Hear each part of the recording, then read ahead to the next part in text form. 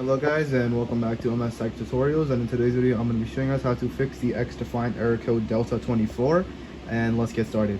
So the first thing you guys are going to do is you're going to go ahead and just close the application. Make sure that the application is closed. You can right click on it and then you can just close it from here, and once you do that you can move on to the next step. And the next step is actually going to be to go to settings, then you're going to go to network, you're going to go to connection status, make sure everything is good, you're connected and you're signed into PlayStation Network.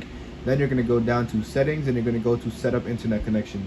Now from here, what you're going to do is you're going to go to the Wi-Fi that you are using, or Wi-Fi that you're using. You're going to basically click on the options button on your controller, and it's this one right here. And once you do that, you're going to go ahead and click on advanced settings, and you're going to change the primary and secondary DNS. Now what you're going to change the primary DNS is to 8.8.8.8 and the secondary DNS to 8.8.4.4. Now once you do that, you should be good to go, and you can go ahead and go back and log into X-Defiant, and you should be good to go. So that is it for the video. Thank you guys for watching. Make sure to give the video a thumbs up, subscribe to the channel, and have a great day.